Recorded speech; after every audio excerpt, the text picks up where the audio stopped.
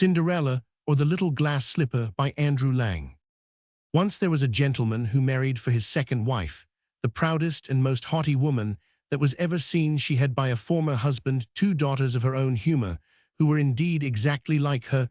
In all things he had likewise by another wife a young daughter, but of unparalleled goodness and sweetness of temper, which she took from her mother, who was the best creature in the world. No sooner were the ceremonies of the wedding over, but the mother-in-law began to show herself in her true colors. She could not bear the good qualities of this pretty girl, and the less, because they made her own daughters appear the more odious. She employed her in the meanest work of the house. She scoured the dishes, tables, etc., and scrubbed Madam's chamber, and those of Mrs. her daughters. She lay up in a sorry garret, upon a wretched straw bed, while her sisters lay in fine rooms, with floors all inlaid upon beds of the very newest fashion, and where they had looking-glasses so large that they might see themselves at their full length from head to foot. The poor girl bore all patiently, and dared not tell her father, who would have rattled her off for his wife, governed him entirely. When she had done her work, she used to go into the chimney corner, and sit down among cinders and ashes, which made her commonly be called Cinderwench. But the youngest, who was not so rude and uncivil as the eldest, called her Cinderella. However, Cinderella, notwithstanding her mean apparel, was 100 times handsomer than her sisters, though they were always dressed very richly. It happened that the king's son gave a ball, and invited all persons of fashion to it. Our young misses were also invited, for they cut a very grand figure among the quality. They were mightily delighted at this invitation, and wonderfully busy in choosing out such gowns, petticoats, and headclothes as might become them. This was a new trouble to Cinderella, for it was she who ironed her sisters' linen, and plaited their ruffles. They talked all day long of nothing but how they should be dressed. "For my part," said the eldest, "I will wear my red velvet suit, with French trimming."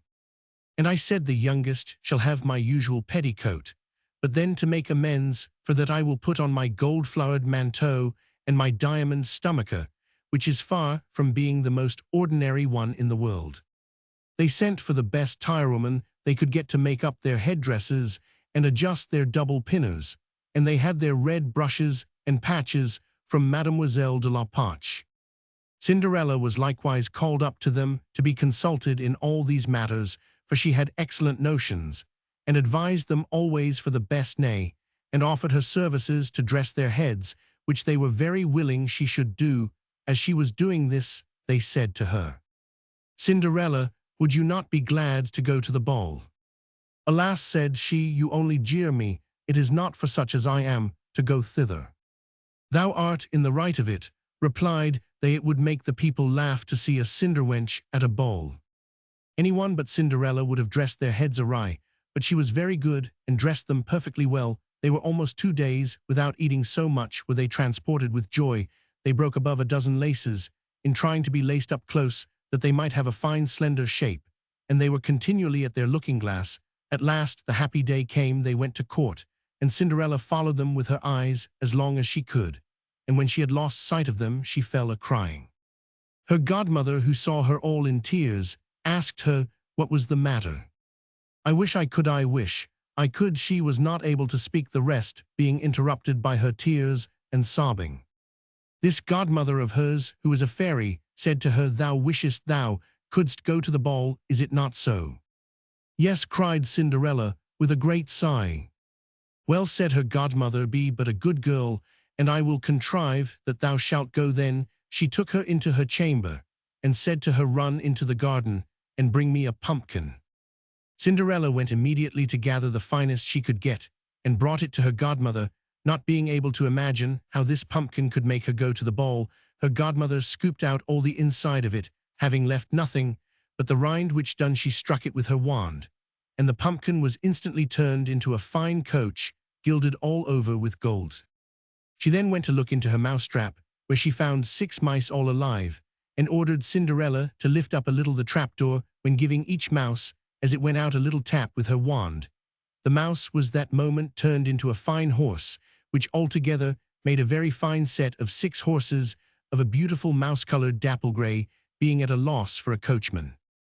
"I will go and see," says Cinderella, "if there is never a rat in the rat-trap, we may make a coachman of him." "Thou art in the right," replied her godmother, "Go and look." Cinderella brought the trap to her, and in it there were 3 huge rats. The fairy made choice of one of the 3 which had the largest beard, and having touched him with her wand, he was turned into a fat, jolly coachman who had the smartest whiskers eyes ever beheld. After that she said to her, "Go again into the garden, and you will find 6 lizards behind the watering pot. Bring them to me." She had no sooner done so, but her godmother turned them into 6 footmen who skipped up immediately behind the coach, with their liveries all bedaubed with gold and silver, and clung as close behind each other as if they had done nothing else their whole lives. The fairy then said to Cinderella, "Well, you see here an equipage fit to go to the ball with. Are you not pleased with it?" "Oh yes," cried she, "but must I go thither as I am in these nasty rags?" Her godmother only just touched her with her wand, and at the same instant her clothes were turned into cloth of gold and silver, all beset with jewels. This done, she gave her a pair of glass slippers, the prettiest in the whole world. Being thus decked out, she got up into her coach. But her godmother, above all things, commanded her not to stay till after midnight, telling her at the same time that if she stayed 1 moment longer, the coach would be a pumpkin again, her horses, mice, her coachman, a rat, her footmen, lizards, and her clothes become just as they were before. She promised her godmother she would not fail of leaving the ball before midnight, and then away she drives, scarce able to contain herself for joy. The king's son, who was told that a great princess, whom nobody knew, was come, ran out to receive her. He gave her his hand as she alighted out of the coach and led her into the ball among all the company. There was immediately a profound silence. They left off dancing, and the violins ceased to play. So attentive was everyone to contemplate the singular beauties of the unknown newcomer. Nothing was then heard but a confused noise of, "Ha, how handsome she is! Ha, how handsome she is!" The king himself, old as he was, could not help watching her, and telling the queen softly that it was a long time since he had seen so beautiful and lovely a creature. All the ladies were busied in considering her clothes and headdress, that they might have some made next day after the same pattern, provided they could meet with such fine material and as able hands to make them. The king's son conducted her to the most honorable seat, and afterward took her out to dance with him.